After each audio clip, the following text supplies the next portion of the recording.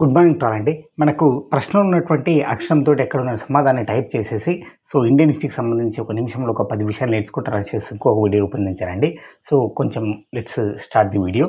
మనకు ఐఎన్సీకి Indian national కాంగ్రెస్కు రెండవ ముస్లింగా పనిచేసినటువంటి అధ్యక్షుడు రహమతుల్లా సయానీ. రెండవ రహమతుల్లా సయానీ గారు. ఈ కలకత్తాలో ఐఎన్సీ 1896 సమావేశంలో అధ్యక్షత వహించారు. ఈ సమావేశంలోనే వందే మాతరం గేయాన్ని మొట్టమొదటిగా పాడడం జరిగింది. రెండవ ముస్లింగా అధ్యక్షత వహించింది ఎవరు? రహమతుల్లా సయానీ. రెండవ రహమతుల్లా సయానీ. ఎన్నవ ఐఎన్సీ ఇది ఎక్కడండి? కలకత్తాలో జరిగినటువంటి 1896లో ఐఎన్సీ సమావేశంలో. ఇంకో ప్రాముఖ్యత అంశం ఏంటిదండి? ఇదే సమావేశంలో వందే మాతరం గేయాన్ని మొదటిసారిగా పాడారని జ్ఞాపకం పెట్టుకోండి. రౌలత్ చట్టాన్ని రద్దు చేసింది. రౌలత్ చట్టాన్ని రద్దు చేసినటువంటి వైస్రాయ్ ఎవరండి? రీడింగ్. రౌలత్ చట్టాన్ని మనకు తెలిసిన విషయమే. భారతదేశ చరిత్ర లోపల స్వతంత్ర భారతదేశ చరిత్రలో జరిగినటువంటి ఒక మానవీయమైనటువంటి భయంకరమైనటువంటి చట్టం. బ్రిటిష్ వారు తీసుకొచ్చినటువంటి రౌలత్ చట్టం. దీన్ని రద్దు చేసింది ఎవరండి? రీడింగ్. వైస్రాయ్ ఎవరండి? రీడింగ్. ఆన్సర్ ఇక్కడ ఉంటుంది. అలాగే అదే టైం లోపల గాంధీ గారు పిలుపునిచ్చినటువంటి సహాయ నిరాకరణ ఉద్యమం కూడా నిలిపివేయడం జరుగుతుంది. ఎవరి కాలంలో? రీడింగ్ వైస్రాయ్ ఉన్న కాలంలో. ఫస్ట్ ఏమని చెప్పండి? రీడింగ్, రౌలత్ చట్టం రద్దు అయిపోతుంది. తర్వాత సహాయ నిరాకరణ ఉద్యమం నిలిపివేయడం జరుగుతుంది. రెండు విషయాలు జ్ఞాపకం పెట్టుకోండి. మనకు సాంచి శాసనం వేయించినటువంటి శాతకర్ణి ఎవరు? సాంచి. ఈ 0 ఉంది కదండి, దీన్ని ఇట్లా 2 చేసేయండి. రెండవ శాతకర్ణి వేయించాడు. సాంచి శాసనాన్ని ఎవరు వేయించారండి? శాతకర్ణి టాపిక్లో వస్తుంది మనకు. రెండవ శాతకర్ణి. ఈ 0ని ఇలా 2 చేయండి. ఇక్కడ శాతకర్ణి. రెండవ శాతకర్ణి వేయించినటువంటి శాసనం సాంచి శాసనం. శాతకర్ణుల యొక్క చివరి 3వ పూలమావి కాలం లోపల వారి యొక్క పతనం గురించి తెలియజేసేటువంటి శాసనం మ్యాకడోని శాసనం. ఎవరు వేయించారు? 3వ పూలమావి. మ్యాకడోని శాసనం వేయించింది 3వ పూలమావి. శాతకర్ణులకు సంబంధించినటువంటి మ్యాకడోని శాసనం ఏంటంటే శాతవాహనుల వంశం యొక్క చివరి దశ లోపల శాతకర్ణ వంశం అంతరిస్తున్నది. అసలు దశలో వచ్చినటువంటి శాసనం ఏంటిదండి? మ్యాకడోని శాసనం. వేయించింది ఎవరు? 3వ పూలమావి. మ్యాకడోని శాసనం వేయించింది 3వ పూలమావి. సాంచి శాసనం వేయించింది 0ని 2గా వేసుకుంటే రెండవ శాతకర్ణి.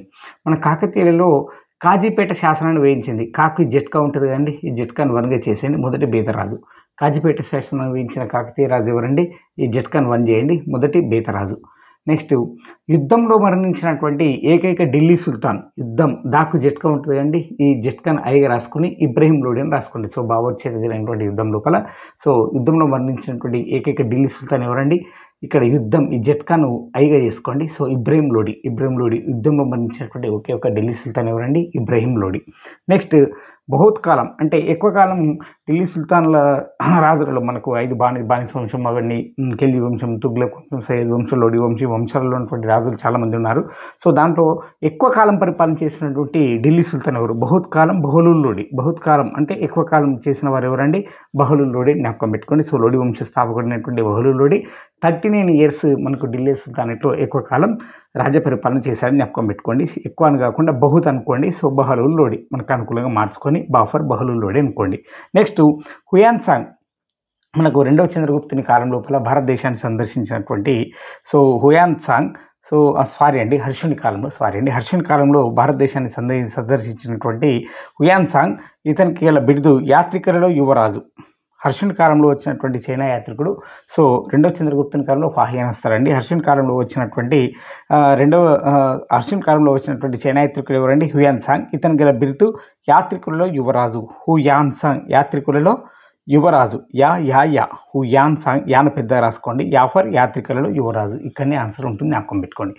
సివిల్ సర్వీస్ కమిషన్ను ఏర్పాటు చేసింది భారతదేశంలో. లీ కమిషన్ సిఫార్సుల మేరకు సివిల్ సర్వీస్ కమిషన్ ఏర్పాటు చేయడం జరిగింది. సివిల్ ఇక్కడ ఉంటుంది కదా ఆల్రెడీ. లీ కమిషన్ సిఫార్సుల మేరకు ఈ కమిషన్ ఏర్పాటు చేసినండి. సివిల్ సర్వీస్ కమిషన్ ఏర్పాటు చేయడం జరిగింది. Civil law for Lee commission సిఫార్సుల మేరకు.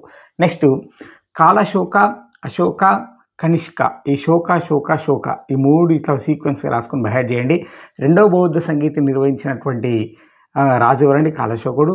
3వ బౌద్ధ సంగీతం నిర్వహించినటువంటి రాజు ఎవరండి? అశోకుడు. 4వ బౌద్ధ సంగీతం నిర్వహించింది ఎవరండి? కనిష్కుడు. ఈ మొదటిది ఫర్ అజాత శత్రువు. ఆ విధంగా వస్తుంది. తర్వాత ఈ 3 మాత్రం శోక అనే పదంతో ఉంటాయి. 2వ బౌద్ధ సంగీతి, 3వ బౌద్ధ సంగీతి, 4వ బౌద్ధ సంగీతి. ఫస్ట్లోని కాలాశకుడేమో రెండో బౌద్ధ సంగీతి, సో అశోకుడు మూడవది, కనిష్కుడు నాలుగో బౌద్ధ సంగీతిని ఏర్పాటు చేస్తాడు. శోక శోక శోక. ఈ విధంగా సింపుల్ జ్ఞాపకం పెట్టుకోండి. ఒక నిమిషం వెచ్చించి ఇక్కడ ఉన్నటువంటి అక్షరాలతోటే టైప్ చేసేసి సింపుల్గా రిపీట్ చేయండి. థ్యాంక్ యూ అండి. Thanks to all.